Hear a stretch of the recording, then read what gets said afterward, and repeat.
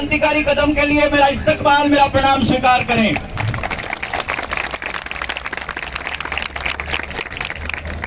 जब 2020 के अंदर जब ये लॉकडाउन लगा था, उस वक्त हमने बोलना शुरू किया कि ये बहुत बड़ा षड्यंत्र निकल करके आएगा, क्योंकि इसके पीछे का जो खेल है वो आपको समझ में नहीं आ रहा। सरकारें जो आपको दिखाना चाहती हैं और जो आप देखते हो, वो दोनों चीजें अलग अलग होती हैं। याद है वो दौर जब बड़े बड़े अखबारों की पहली हेडलाइन, पहले पेज के ऊपर बड़े बड़े विज्ञापन हुआ करते थे, ये वायरस कांच पे इतनी देर ठहरता है, कागज पे इतनी देर ठहरता है, पत्थर पे इतनी देर ठहरता है। और किसी ने भी सबसे नीचे वाली लाइन, जो बिल्कुल जैसे वो स्टार लगा के टर्म्स एंड कंडीशन अप्लाइड करते हैं, वैसे एक छोटी सी लाइन नीचे लिखी हुई थी जिसमें लिखा था इसकी वैक्सीन अभी नहीं आई है। उसकी तरफ किसी का ध्यान नहीं गया। उसी तरह से चाइना के अंदर जिस तरह सोशल क्रेडिट सिस्टम चल रहा था, अमेरिका के अंदर जब हर किसी का डाटा डिजिटलाइज करके एक जगह पे कंसोलिडेट किया जा रहा था, ऑस्ट्रेलिया के अंदर इसी तरह के दबाव बनाए जा रहे थे लोगों के ऊपर, तो हम लोगों को लगा कि शायद हम लोग बच जाएंगे। और हम कहा करते थे कि अगर पड़ोसी के घर में आग लगी है तो बहुत ज्यादा दिन दूर नहीं है कि वो आग आपके घर में भी आ गई। उस वक्त कोई नहीं बोला।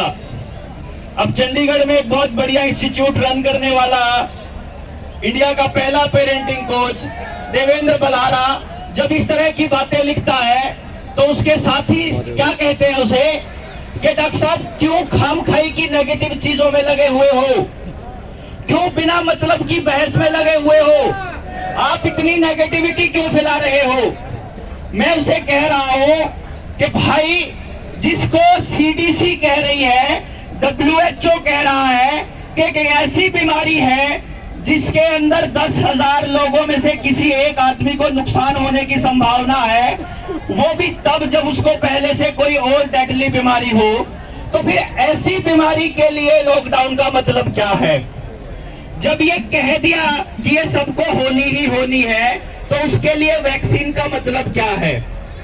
वैक्सीन आती है मार्च 2020 में, उससे पहले, और बीमारी आती है 22 मार्च को डिक्लेयर होती है। वहां पे खुद कहता है आदर पूनावाला कि 5 करोड़ डोज तैयार पड़ी हैं, भारत सरकार जब कहेगी डिलीवरी दे दी जाएगी। भाई 10 साल लगते हैं यार। मीजल्स की वैक्सीन को भी डेवलप होने में 13 साल लगे थे। किस आदमी के ऊपर किस तरह का इफेक्ट होना है, किस तरह के उसके साइड इफेक्ट होंगे, या उसको और इफेक्टिव कैसे बनाया जाएगा, उस चीज के जांच पड़ताल करने के लिए वक्त चाहिए होता है। आपने तो एक ऐसी वैक्सीन बना दी जिसका अभी तक ट्रायल भी पूरा नहीं हुआ, और हम लोगों को, हमारे बच्चों को, हमारे माँ बाप को लैब रैट बनाना शुरू कर दिया।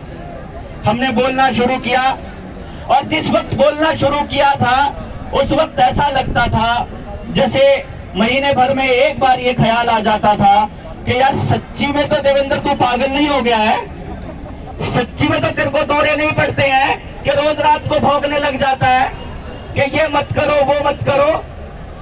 मतलब आपका एक चैनल जो एजुकेशन के ऊपर था और उसके ऊपर हजारों लाखों की संख्या में लोग जिसको देखते थे और सराहना करते थे, अब वो डिलीट हो गया है। अब लोग आपको मतलब आपको दुत्कारते हैं, तो कहीं तो ही तो पागल नहीं है।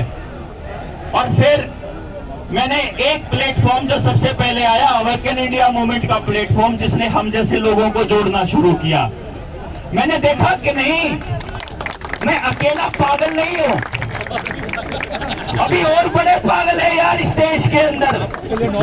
फर्क सिर्फ ये है कि उन पागलों को पता नहीं है कि और पागल कहां कहां है। और जब ये पागल इकट्ठे होने लगे तो सरकारों ने उनके इकट्ठा होने के ऊपर रिस्ट्रिक्शंस लगानी शुरू कर दी। तब समझ में आ गया कि नहीं, असल में हम पागल नहीं थे, सरकार हमारे लोगों को बेवकूफ बना रही है, और वो बेचारे बन रहे हैं क्योंकि जात के नाम पे, धर्म के नाम पे, किसी ना किसी मुद्दे पर कहीं पैसे के नाम पे, अमीरी गरीबी के नाम पे, रंग के नाम पे, पढ़े लिखे अनपढ़ होने के नाम पे, गांव वाला शहर वाला होने के नाम पे, किसी ना किसी नाम पे भारत के लोगों को बांट दिया गया।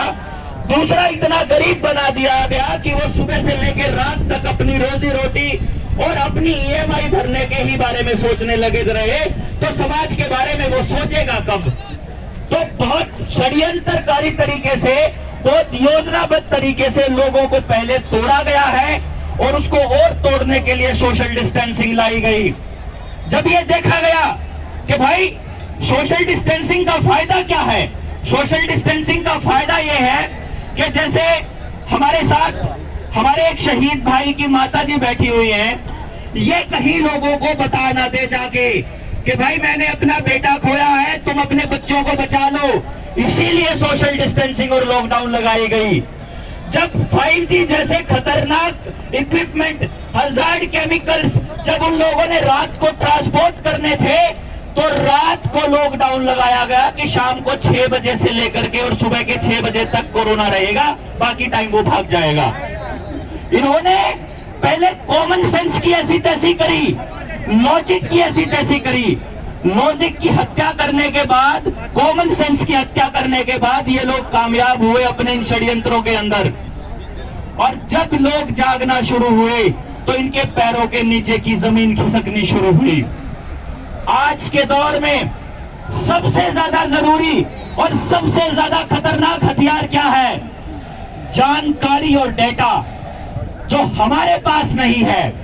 इन्होंने अपनी पॉलिटिकल पार्टीज को कोई कंपनी कितना चंदा देगी, बिल गेट्स किसको कितना चंदा देगा, वो राहुल गांधी को कितना चंदा देगा, नरेंद्र मोदी को कितना देगा, अरविंद केजरीवाल को कितना देगा, इस बात का खुलासा हमने नहीं कर सकते, क्योंकि बकायदा इलेक्टोरल बॉन्ड्स ला करके इन्होंने इंतजाम किया है कि there should be no transparency, हमें कुछ ना पता लगे। लेकिन हम कहां जाते हैं, क्या पहनते हैं, क्या खाते हैं, कितना कमाते हैं, कहां खर्च करते हैं, वो सारा का सारा डेटा इनको चाहिए।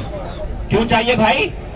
क्योंकि आने वाले वक्त में आपके बच्चों की जिंदगियों को जिस तरह से गुलाम करने का षड्यंत्र चल रहा है, उसको अमली जामा पहनाने के लिए आपका सारा डेटा इनके पास मौजूद होना चाहिए। तो आज मैं अपनी आखिर में एक बात कहते हुए अपनी बात खत्म करूंगा कि जरूरत किस चीज की है?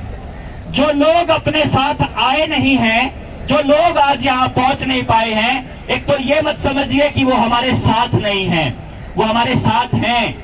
हर आदमी को अपनी सोसाइटी के अंदर ये पता चल चुका है कि ये बीमारी, ये फर्जी महामारी एक बहुत बड़ा षड्यंत्र है।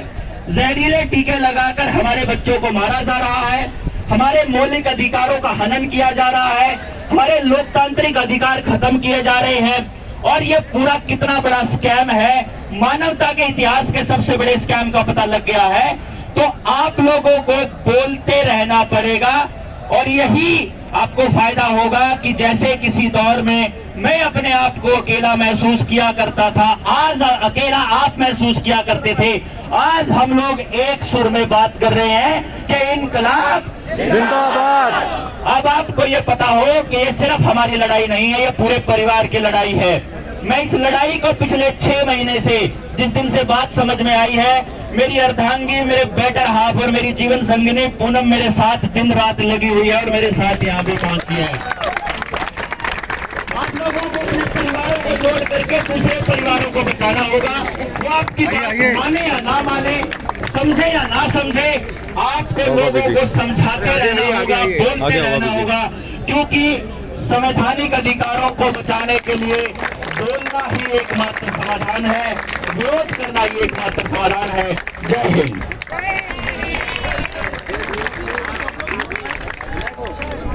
देवेंद्र जी ने बहुत अच्छा बोला। मैं अभी आप सब लोगों को एक